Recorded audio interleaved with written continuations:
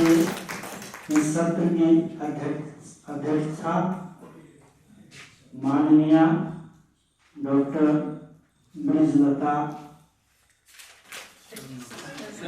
ब्रिजलता शर्मा जी का आप आए और अध्यक्षीय भाषण के साथ आप अपनी कविता और अध्यक्षीय भाषण से हम सबको लाभान्वित करें। अच्छा ही आप कर दिए।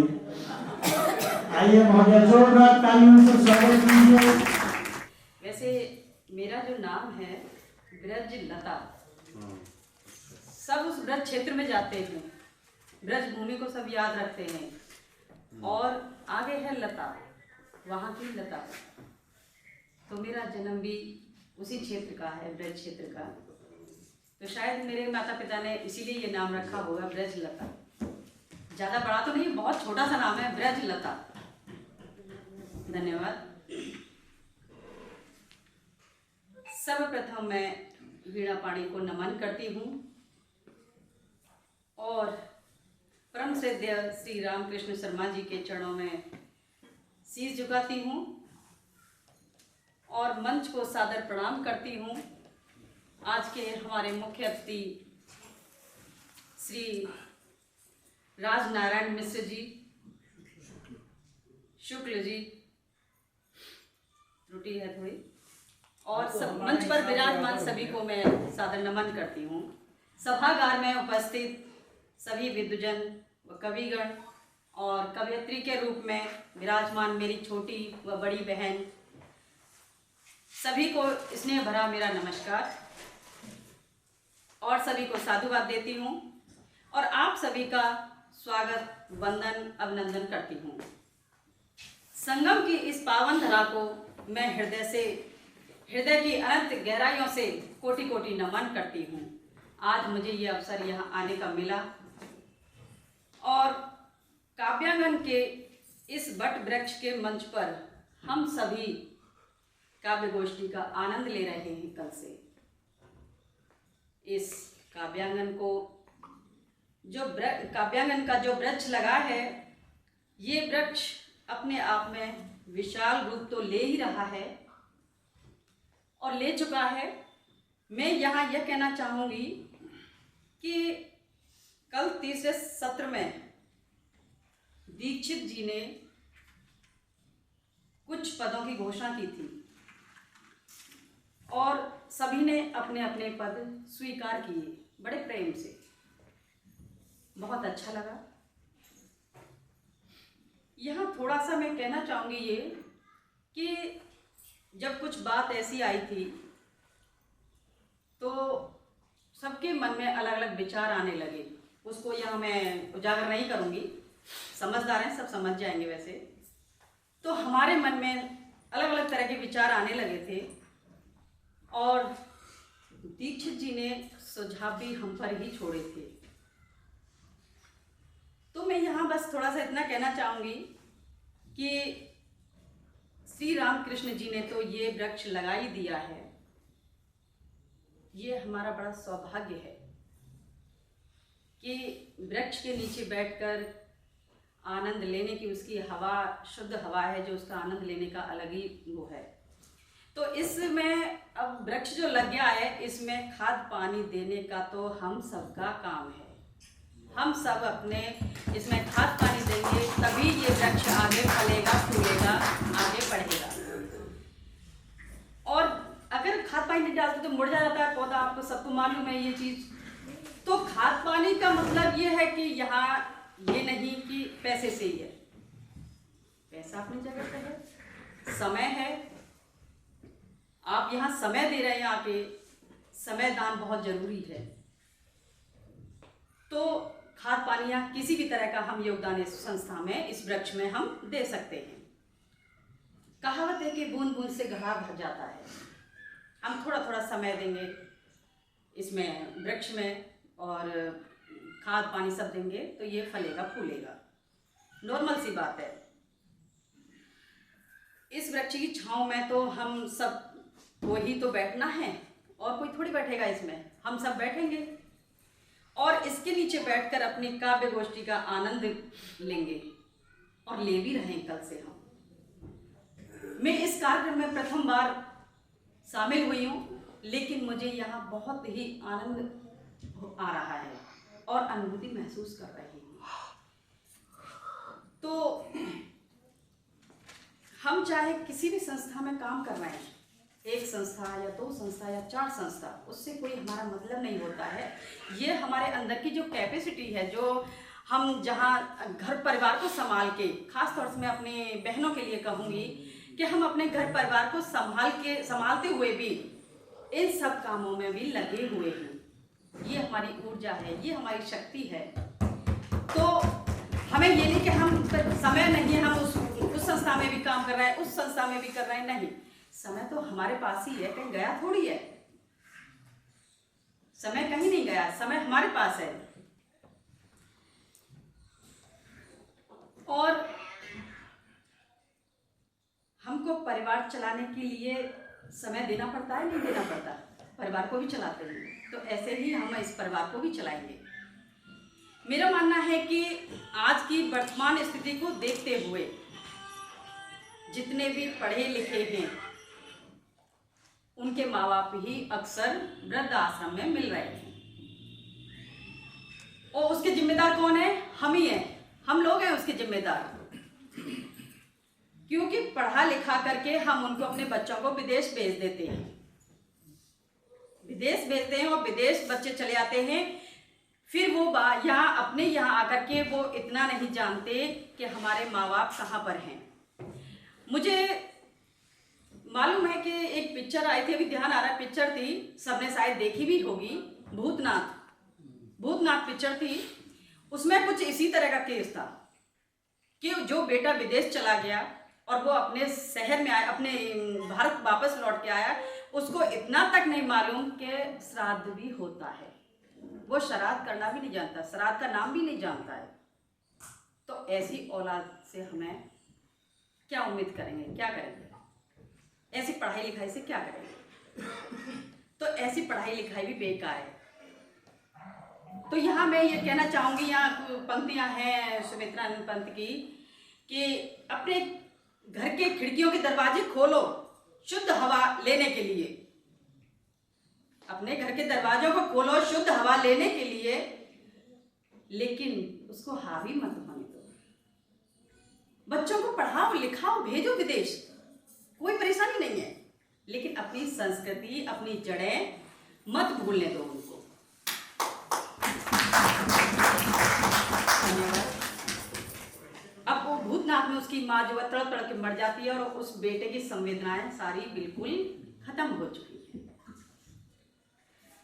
तो ये बहुत सारी बातें हैं, और ये संस्थाओं के वृक्ष जो लगे हैं हमारे, हम काव्यांगन में बैठे हैं, और भी वृक्ष लगे हुए हैं।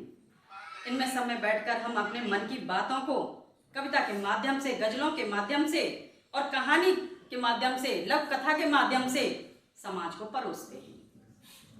और इस परिवार में हम अपने घावों को भूल जाते हैं।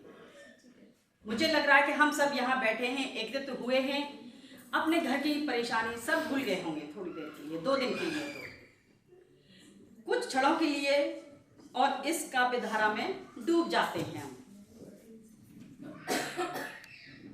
और ज़्यादा समय ना लेके मैं 2 पंक्तियां माँ सरस्वती के चरणों में सुमंती दे। साहसशील हृदय में भर दे, साहसशील हृदय में भर दे, जीवन त्याग तपो मैं कर दे, जीवन त्याग तपो मैं कर दे। ज्ञान की ज्योत सब ओर जली हो, ज्ञान की ज्योत सब ओर जली हो, तम को हटा कर उजियारा कर दो, उजियारा कर दो। भय दुख हिंसा पाप मिटाओ, भय दुख हिंसा पाप मिटाओ, चारों ओर प्रेम की गंगा बहाओ, चारों ओर प्रेम की गंगा बहाओ। पल जग कर दे, अम्ब विमल मति दे, अम्ब विमल मति दे।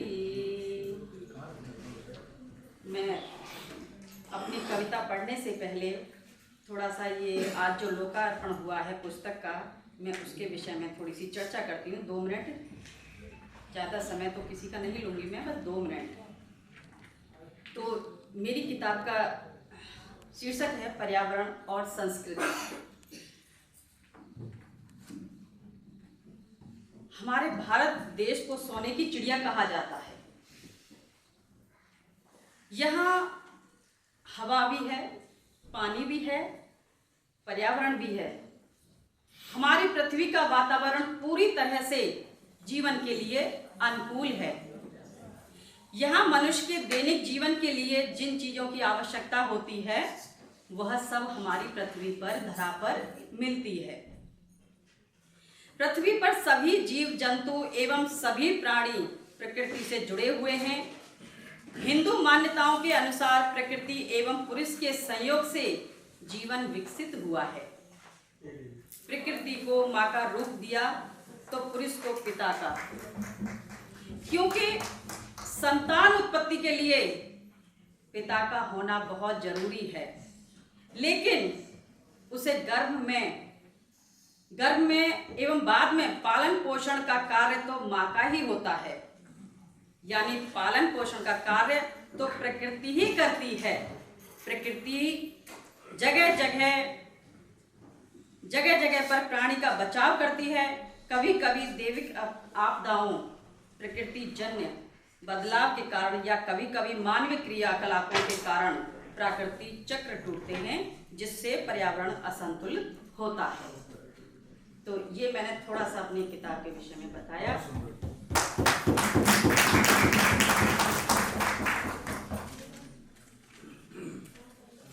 और थोड़ी सी जो ये अपने मंच पर हमारे मुख्य अतिथि ने जो हमको ये संदेश दिया है अभी यहाँ खड़े होकर के, बहुत ही गर्वित है और सबको समझने वाली बातें हैं ये सब। कि उन्होंने कहा एक पुनर्जागरण हो रहा है कविता के माध्यम से, कहानी के माध्यम से, गजल के माध्यम से, लव कथा के माध्यम से। प्रेम भी बढ़ रहा है। ये प्रेम का भी एक संगीत है। काव्य गोष्ठी जो होती है, वीर रस की बात करी थी उन्होंने, वीर रस की बात की थी उन्होंने, और मैं ये कहूँगी कि ये श्रृंगार रस की भी बात होती है। तो सब में आपसी प्रेम भी बढ़ता है। और हमारे ये संगठन जो हैं, जहाँ सम्मेलन हो रहे हैं, काव्य गोष्ठी हो रही हैं, और इनसे ही ये सब हो रहे हैं, तो ये एक जीवित रखने के लिए, हमारी जो चीज़ें लुप्त हो रही हैं उनको आगे जीवित रखने के लिए जन जागरण हो रहा है काव्य गोष्ठी उनके संस्थाओं के माध्यम से। कवि के मन में समाज के प्रति जो संवेदना है, अभी हमारे मुख्य अतिथि ने कहा था कि आप यहाँ सिर्फ कविता सुनाने थोड़ी आए, आप अपना मन में कुछ भाव लेके आए। तो कवि के मन में जो समाज के प्रति संवेदना होती है और पीड़ा जो होती है, वह अपनी कविता के माध्यम से उसको उकेरता है और समाज के सामने रखता है। बहुत बढ़िया। और उन्होंने ये भी कहा था कि एक जब हम कविता करते हैं तो उसके लिए गुरु भी होना चाहिए। गुरु बिन ज्ञान नहीं, गुरु तो बहुत जरूरी होता है। और जब से हम जन्म लेते हैं जब से हमें गुरु की ही शिक्षा मिलती है। अपने आप से हम कुछ नहीं करते, गुरु की ही शिक्षा मिलती है। जब कोई काम गलत होता है हमारे साथ तो हम क्या कहते हैं कि गलत हो गया हमारे साथ, हमारी किस्मत खराब है। ऐसा नहीं है।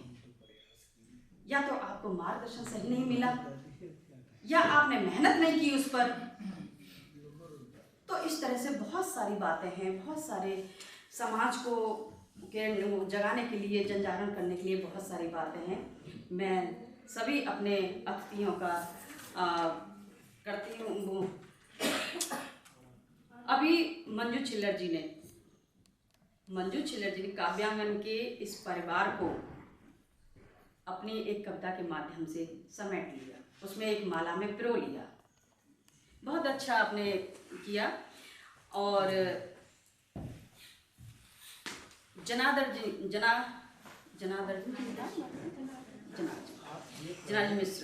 मिश्र जी ने समय समय की बात कही कि मैं समय हूँ, समय की बात कही मैं समय हूँ। समय कभी रुकता नहीं है, सबको मालूम है समय कभी रुकता नहीं है, लेकिन हम समय से चलें जभी तो ना। हम समय को दोष क्यों देते हैं? हमको खुद समय से चलना चाहिए। जो हमारे आदरणीय नवल जी हैं वो उसके टाइम के बहुत ही वो हैं पायबंद। तो यहाँ पे मुझे आदेश हुआ है संक्षिप्त करने का, क्योंकि हमारा सत्र ये बहुत छोटा सा था।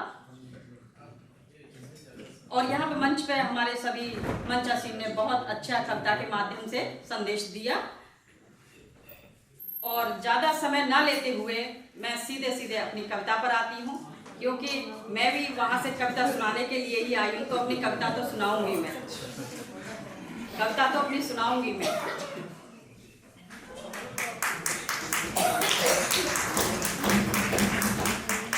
तालियों की मुझे कोई आवश्यकता नहीं है, वैसे ताली ना बजाए, बस सिर्फ मेरी कविता सुने और कविता सुन के लास्ट में आप मेरा उत्साहवर्धन कर सकती हैं, क्योंकि तालियों की गड़गड़ाहट में शब्द समझ में नहीं आते क्या बोला कविता में, क्या पढ़ा। तो सुनिए, मेरी कविता का शीर्षक है सुगंध।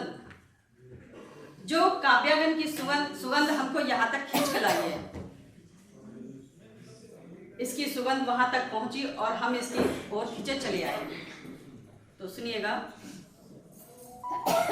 पंखुड़ी की कोमल सांसें, पंखुड़ी की कोमल सांसें जैसे सुरभि बनती धारा, हवा के नर्म पंखों पर, हवा के नर्म पंखों पर फैलती मधुमेह पुकारा, फैलती मधुमेह पुकारा।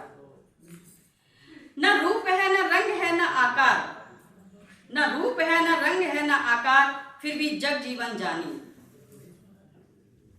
फिर भी जग जीवन जानी। सुगंध व अदृश्य ध्वनि जैसे शाश्वत दिव्य कहानी, जैसे शाश्वत दिव्य कहानी। गुलाब की गंभीर चुप्पी, गुलाब की गंभीर चुप्पी, कचनार का मधुर हंसना, चंपा की सरता बहती, बेला रजनी में हंसती, बेला रजनी में हंसती। फूल गिरे तो गिर जाने दो, फूल गिरे तो गिर जाने दो, पर महक कहीं ना खोती, फूल गिरे तो गिर जाने दो, पर महक कहीं ना गिरती खोती। सुगंध समय की संचित धाती, स्मृति स्रोत बनकर होती, स्मृति स्रोत बनकर होती। पलकों पर जब सूरज हंसे, पलकों पर जब सूरज हंसे, मन में बजती घंटी, जैसे मंदिर में श्रद्धा बजे, जैसे तपसी मंडली, जैसे तपसी मंडली। बरखा की प्रथम धरा सुगंध आंगन को भर देती, बरखा की प्रथम धरा सुगंध आंगन को भर देती। बचपन की नीम झूलों में फिर से छवि कर देती, फिर से छवि कर देती। सुगंध प्रेम की भाषा है, भाषा है, न लिखी न पढ़ी न गाई। हम महसूस ही तो करते हैं उसे, सुगंध को हम सिर्फ महसूस करते हैं। सुगंध प्रेम की भाषा है, न लिखी न पढ़ी न गाई। प्रिय आगमन से हर कोना जग में उमंग सजाई, जग में उमंग सजाई। ओ सुगंध, ओ सुगंध अनश्वर ज्योति, जो जीवन को सहलाती, मनुष्य और ईश्वर के बीच एक पुल बनकर जाती, एक पुल बनकर जाती। आम की कोमल खुशबू में, आम की कोमल खुशबू में छुप गया बचपन प्यारा। दादी के झुर्राए हाथों में तेल गंध का उजियारा, तेल गंध का उजियारा। हवन धुएं की आभा में, हवन धुएं की आभा में पौराणिक गाथा गाती। रोटी की सौंधी परतों में घर की ज्योति समाती, घर की ज्योति समाती। ओ प्राण, ओ प्राण, यदि जग देख सको तो पकड़े सुरभि संदेशा। ओ प्राण, जग यदि जग देख सको तो पकड़े सुरभि संदेशा। वह मिट्टी का हो या मन का, देता जीवन उपदेशा, देता जीवन उपदेशा।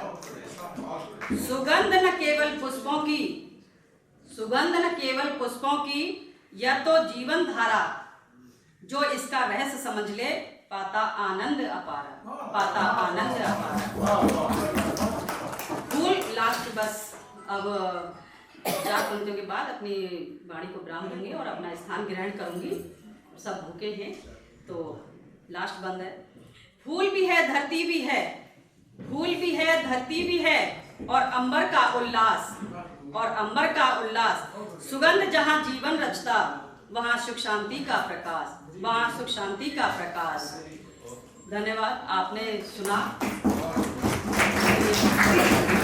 धन्यवाद आप सभी का। अब ये हमारा